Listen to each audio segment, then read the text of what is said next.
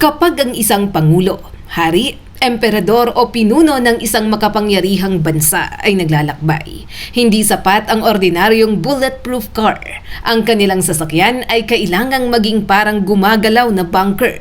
May makapal na armor, multi-layer bullet-resistant glass, run-flat tires, emergency communication equipment, proteksyon laban sa pagsabog, at sa ilang modelo ay may sariling supply ng malinis na hangin. Ngunit bago tayo magsimula, mahalagang tandaan na walang opisyal na pandaigdigang ranking ng mga sasakyang ito.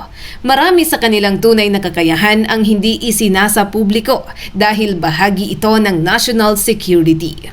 Ang ating countdown ay isang editorial ranking batay sa mga certification na inilabas ng manufacturers, kumpirmadong gamit ng mga pinuno, pampublikong impormasyon tungkol sa armor at naiulat na emergency systems hanggang July 2026.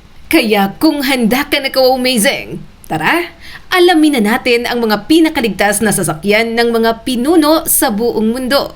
Number 10. Armored Toyota Century at Century SUV ng Japan. Sa ika-10 pwesto, ka-amazing, ang Toyota Century. Ang marangyang sasakyang matagal nang nauugnay sa mga minister, matataas na opisyal at imperial family ng Japan. Tinatawag ito ng marami bilang Rolls-Royce ng Japan dahil halos bawat bahagi nito ay maingat na ginagawa upang maibigay ang katahimikan, dignidad at privacy na kailangan ng isang leader. Mula 2020, isang armored third-generation Toyota Century sedan ang ginamit bilang pangunahing sasakyan ng punong ministro, habang nananatiling alternatibong sasakyan ang armored Lexus LS600HL. Ang mga version sa pamahalaan ay iniulat na may bullet-resistant glass at espesyal na steel armor na hindi makikita sa ordinaryong Century. Noong June 2026, iniulat na pinalitan ng Japan ang Century sedan ng isang itim na Toyota Century SUV bilang bagong pangunahing sasakyan ng punong ministro. Mas mataas ang driving position nito at mas maluwag ang likod, kaya mas madaling gawing mobile office at mas praktikal para sa security personnel. Ang regular na Century SUV ay gumagamit ng 3.5-liter V6 plug-in hybrid system. Ngunit hindi inilalabas ng Japanese government kung anong specific armor, glass thickness, communication systems at countermeasure equipment ang inilagay sa opisyal na version. Bukod dito, gumamit ang Emperor at Empress ng Japan ng Toyota Century Royal, isang custom-built state limousine na humigit kumulang 6 na metro ang haba. May espesyal itong passenger compartment, wool upholstery, granite entry steps, washi paper headliner, at mga security modification na nananatiling lihim. Hindi man ito kasing bigat o kasing agresibo ng The Beast, ang pinakamalaking lakas ng Toyota Century ay ang pagiging discreet. Mukha lamang itong eleganteng Japanese luxury car, ngunit nakatago sa ilalim nito ang proteksyong ginawa para sa pinakamataas na opisyal ng bansa. Number 9. Hongqi N701 ng China. Sa ika-9 na pwesto, ka-amazing, ang Hongqi N701, ang makabagong presidential limousine na ginagamit ng leader ng China na si Xi Jinping. Itinatama nito ang mas lumang impormasyong Hongqi N501 dahil ang N701 ang mas bagong sasakyang lumitaw noong 2022 at nakita sa ilang malalaking state visit. Ang Hongqi ay nangangahulugang red flag at mula pa nung panahon ni Mao Zedong, simbolo na ito ng kapangyarihan at pambansang industriya ng China. Hindi ito ordinaryong production car at hindi ito maaaring bilhin ng publiko.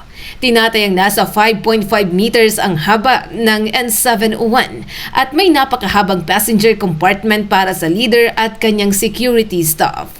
May mga ulat tungkol sa bullet-resistant glass, armored body panels, reinforced wheels at tires, at isang air pressure system na maaaring makatulong laban sa kontaminadong hangin. Gayunpaman, hindi inilalabas ng pamahalaan ng China at ng manufacturer na FAW Hongqi ang opisyal na ballistic rating, kapal ng armor, engine specifications, o eksaktong countermeasure systems nito. Maraming detalye online ang haka-haka lamang, kaya hindi dapat ituring na kumpirmado ang mga kwento na kaya nitong salagin ang rocket-propelled grenade. Isa sa mga kalamangan ng N701 ay ang pagiging bahagi nito ng isang buong presidential motorcade. Kapag ginagamit sa international visits, karaniwang dinadala rin ang mga escort vehicle, communications cars, security personnel at backup transportation. Hindi lamang proteksyon ng mismong limousine ang gumagawa rito na ligtas. Mahalaga rin ang coordinated convoy, advanced security teams, road closures, electronic surveillance at decoy procedures. Dahil halos lahat ng tunay na kakayahan nito ay classified, posibleng mas mataas pa ang aktwal nitong proteksyon kaysa sa nalalaman ng publiko. Number 8. Mga armored Pope Mobile ng Vatican. Sa ika-8 pwesto, kaw-amazing ay ang Pope Mobile, ang tawag sa iba't ibang custom vehicle na ginagamit ng Santo Papa kapag humaharap sa malalaking grupo ng mga deboto. Mahalagang linawin na hindi iisang sasakyan lamang ang Pope Mobile. May mga bukas na modelo para mas malapit ang Santo Papa sa publiko. At mayroon ding mga version na may enclosed compartment, reinforced body at bullet-resistant glass. Naging maseryoso ang paggamit ng armored Pope Mobile matapos ang assassination attempt kay Pope John Paul II noong May 13, 1981. Ang ilan sa pinakaligtas na Pope Mobile ay ibinatay sa Mercedes-Benz G-Class at M-Class. Sa mga glass-enclosed na version, nakapwesto ang Santo Papa sa isang nakataas na upuan sa likod upang makita pa rin siya ng mga tao. Ang compartment ay maaaring gumamit ng makapal na transparent armor, reinforced panels at espesyal na proteksyon sa ilalim ng sasakyan. May naunang modelo ring iniulat na may hiwalay na oxygen system. Gayunpaman, pinili ng Vatican ang sasakyan ayon sa lokasyon, dami ng tao, haba ng biyahe at nakikitang security threat. Noong December 2024, nagpakilala ang Mercedes-Benz ng all-electric G-Class Pope Mobile na may nakataas at umiikot na papal seat. Ngunit open-top ang disenyong ito at tumanggi ang Vatican at Mercedes-Benz na magbigay ng detalye tungkol sa security features nito. Si Pope Leo XIV ay gumamit din ng isang bukas na sasakyan bago ang kanyang inauguration noong May 18, 2025. Kaya bagaman may napakaligtas na armored Pope Mobile sa Vatican Fleet, hindi tamang sabihing lahat ng Pope Mobile ay bulletproof. Ang pangunahing hamon nito ay balansehin ang seguridad at ang kagustuhan ng Santo Papa na maging nakikita at malapit sa publiko. Number 7. Presidential DS-N8 at DS-7 Élysée ng France. Sa ikapitang pwesto ay ang presidential vehicles ng France mula sa DS Automobiles. Ang dating DS7 Crossback Presidential ay unang ginamit ni Emmanuel Macron sa kanyang inauguration noong 2017. Sinundan ito ng mas mahabang DS7 Élysée na naging opisyal na modelo ng French presidency mula November 2021. Ang presidential version ay hindi kapareho ng DS7 na mabibili sa showroom dahil may mas mahabang wheelbase, special na interior, flag holders, communications equipment at mga pagbabagong naaayon sa pangangailangan ng Élysée Palace. Noong May 8, 2025, ipinakita ang presidential DS-N8, isang espesyal na electric estate car na unang ginamit sa paggunita sa pagtatapos ng ikalawang digmaang pandaigdig sa Europe. Ito ang dahilan kung bakit kailangang i-update ang lumang listahan na DS7 Crossback lamang ang binabanggit.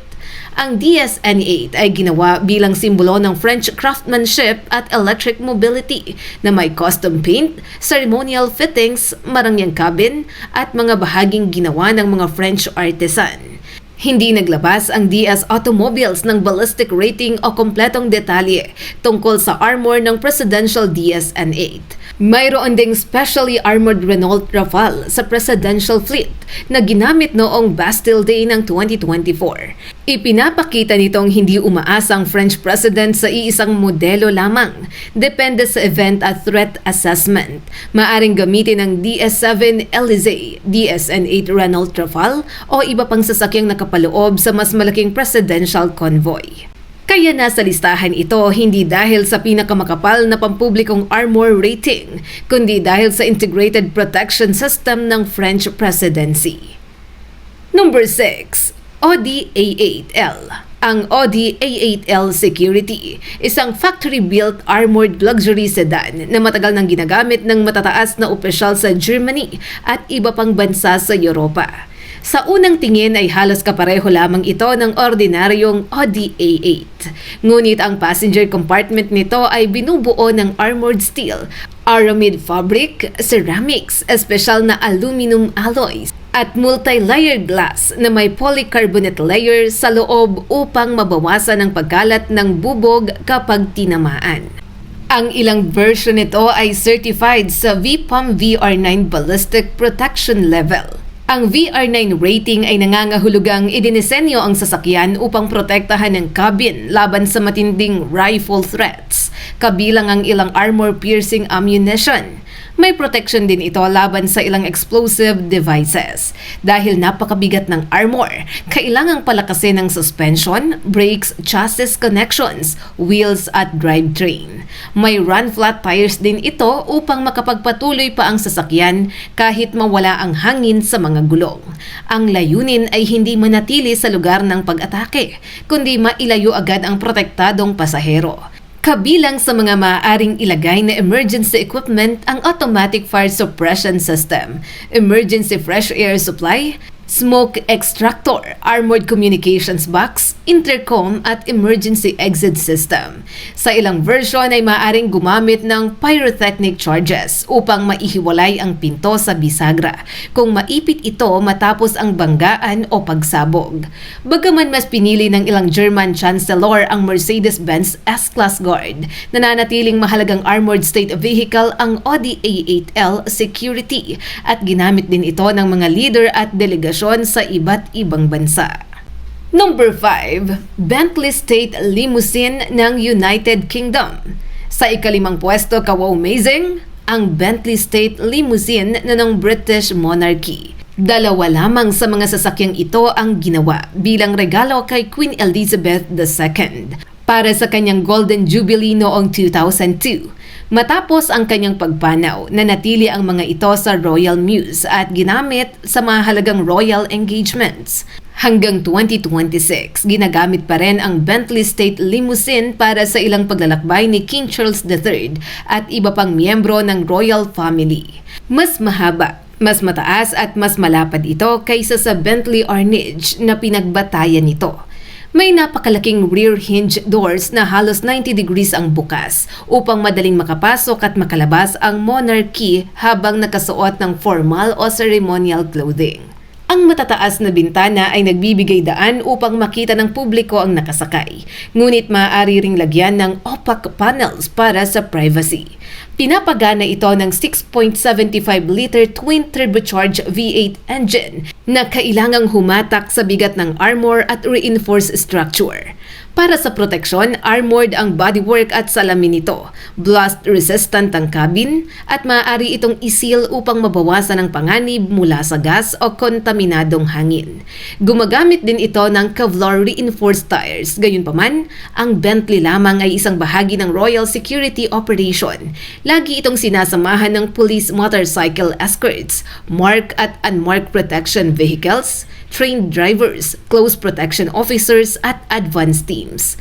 Ang kombinasyon ng armored limousine at mahigpit na royal convoy protocol ang dahilan kung bakit isa ito sa pinakaligtas na state car sa buong mundo. Number 4. Mercedes-Maybach S600 Pullman Guard ng North Korea.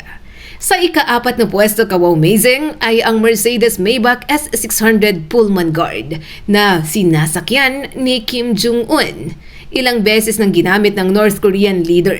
Nakita ang ganitong sasakyan sa kanyang mga summit sa Singapore, Vietnam, Russia, at iba pang high-profile appearances. Napakahaba nito, mahigit 6 na metro at ginawa upang pagsamahin ng isang marangyang diplomatic limousine at isang armored protection vehicle.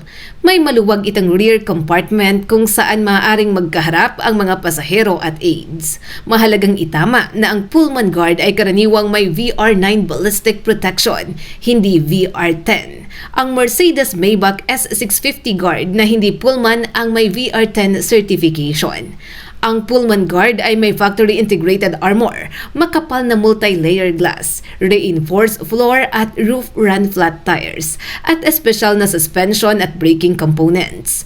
Pinapagana ito ng 6.0-liter twin-turbo V12 engine dahil kailangan ng napakalakas na torque upang maigalaw ang mabigat at napakahabang limousine. Gayunpaman, hindi na Mercedes lamang ang makikita sa fleet ni Kim Jong-un. Noong 2024, binigyan siya ni Vladimir Putin ng isang Aurus Sanat. Isa pang Aurus ang ibinigay sa sumunod na pagbisita sa Pyongyang. Dahil dito, maaaring salita ng gamitin ang Mercedes-Maybach at Aurus depende sa okasyon. Kapansin-pansin din na ipinagbabawal ng United Nations sanctions ang pag-export ng maraming luxury goods sa North Korea. Kaya matagal ng palaisipan kung paano nakarating sa bansa ang kanyang mga Mercedes limousine. Number 3, Mercedes-Maybach S650 Guard ng India. Sa ikatlong pwesto naman, kaw-amazing, Mercedes-Maybach S650 Guard na bahagi ng security fleet ng Prime Minister of India. Unang naiulat ang pagdagdag nito sa convoy ni Narendra Modi noong 2021 bilang routine replacement sa mga naunang BMW, Range Rover at Toyota Land Cruiser. Ang pagpili at pagpapalit ng sasakyan ay ginagawa ng Special Protection Group o SPG batay sa threat assessment, operational requirements at edad ng kasalukuyang protection vehicles. Hindi lamang batay sa personal na kagustuhan ng punong ministro. May VPAM VR10 ballistic protection ang S650 Guard, ang pinakamataas na civilian ballistic certification na inilabas para sa ganitong uri ng sasakyan. Ang reinforced passenger cell at multi-layer glass ay idinisenyo upang protektahan ang sakay laban sa armor-piercing rifle ammunition. Iniulat din na kayang tiisin ng certified protection system nito ang explosive force na katumbas ng hanggang 15 kilo ng TNT mula sa tinukoy na distansya sa testing conditions. May self-sealing fuel tank, run-flat tires, reinforced suspension at emergency fresh air capability depende sa configuration. Pinapagana ito ng 6.0-liter twin-turbo V12 engine na mahalaga dahil mas mabigat ng husto ang Guard kaysa sa ordinaryong Maybach. Ngunit hindi palaging S650 Guard ang sinasakyan ng punong ministro. Kasama rin sa fleet ang Armored Range Rover, Toyota Land Cruiser, Toyota Fortuner, jammer vehicles, decoy cars, escort SUVs at ambulance. Noong May 2026, nakita rin si Modi sa isang mas maliit na convoy na binubuo ng Range Rover at Toyota Fortuner bilang bahagi ng pagbabawas sa laki ng motorcade. Ibig sabihin, ang tunay na seguridad ay nagmumula sa buong SPG system at hindi sa iisang Maybach lamang. At narito na tayo sa number 2, kaw-amazing! Aurus Sanat Limousine ng Russia. Sa ikalawang pwesto ay ang Aurus Sanat Limousine, ang opisyal na state car ng Russian President. Ginamit ito ni Vladimir Putin sa kanyang mga inauguration noong 2018 at 2024 at dinadala rin sa ilang international visits. Binuo ito sa ilalim ng programang tinatawag na Cortez upang makagawa ang Russia ng sarili nitong presidential vehicle sa halip na umasa sa mga Mercedes-Benz limousine na ginamit ng mga naunang Russian leader. Ang disenyo nito ay may impluwensya ng mga lumang Soviet ZIS limousine, ngunit may modernong luxury at security technology. Ang regular na Aurus Sonat ay gumagamit ng 4.4-liter twin-turbo V8 hybrid powertrain na may humigit kumulang 598 horsepower at all-wheel drive. Ayon sa mismong Aurus, mayroon ding armored Sonat, Sonat Long at Sonat Limousine na may BR5 protection sa Russian Ghost classification. May ballistic protection ang body at glass, ngunit ang eksaktang configuration ng presidential version ay hindi inilalabas. Dahil dito, dapat mag-ingat sa online claims na VR10 ito, lumulutang sa tubig o garantisadong ligtas laban sa lahat ng uri ng pagsabog. Hindi lahat ng yon ay opisyal na nakumpirma. Ang Presidential Aurus ay mas mahaba at mas mabigat kaysa sa normal na Sonat.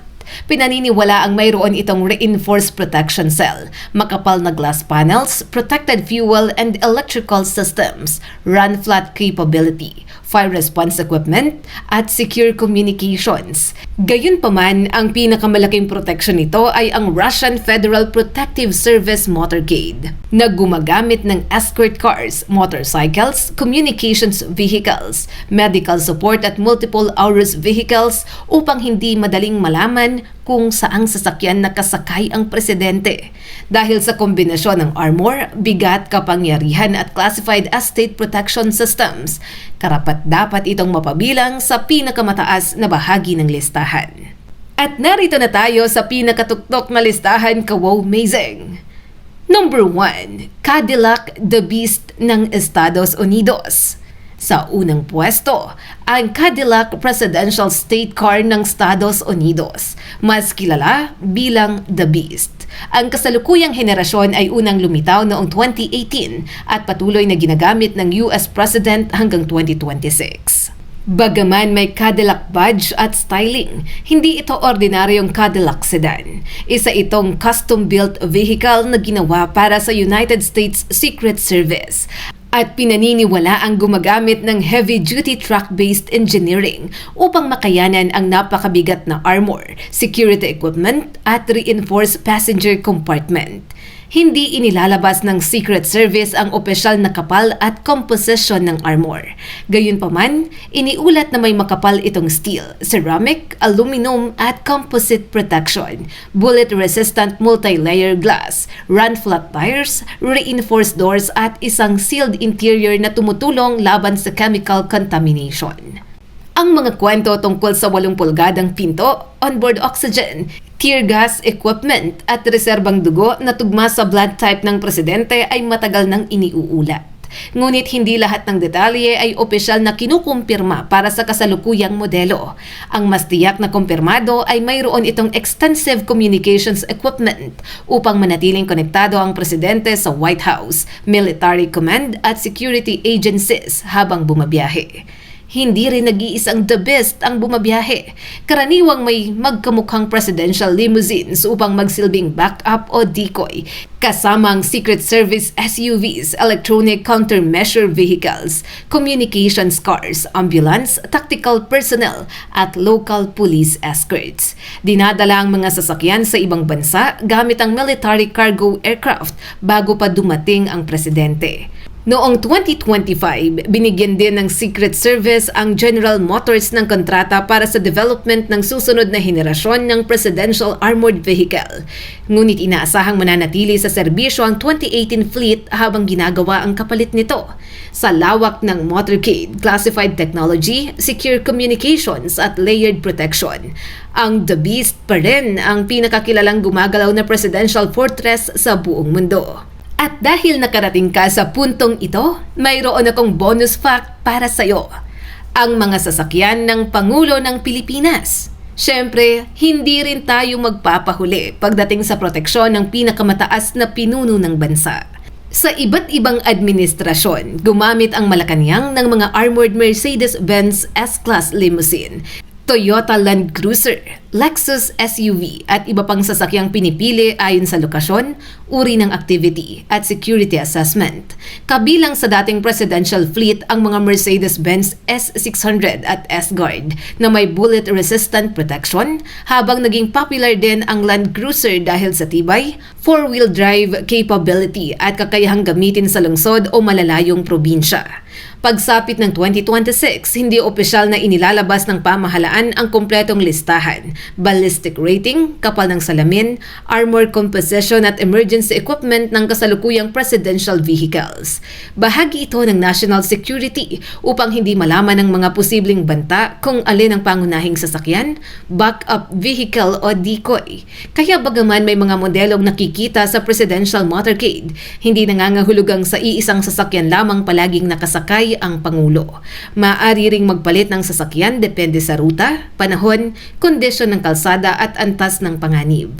Ang tunay na proteksyon ng Pangulo ay hindi lamang nanggagaling sa armored car. Ang Presidential Security Command o PSC ang pangunahing protective unit ng Armored Forces of the Philippines na responsable sa pisikal na seguridad ng Pangulo, First Family at Malacanang Palace.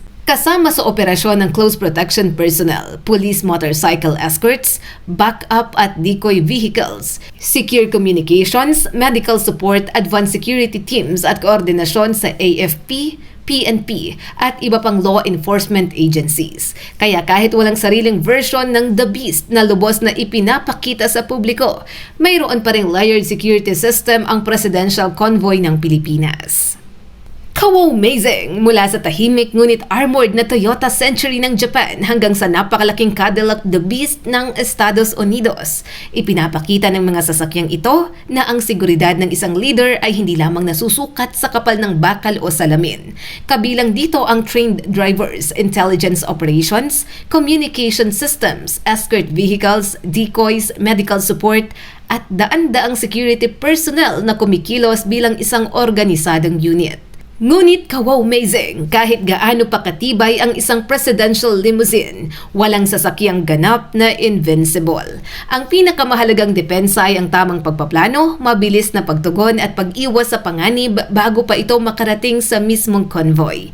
Sa 10 sasakyang ito, alin ang gusto mong masakyan ka-amazing? I-comment lang ang iyong sagot sa comment section sa ibaba. At syempre, kung gusto mo pa ng mga wow-amazing videos, huwag kalimutan mag-like and subscribe at paki-share na rin para mas marami pa ang makapanood.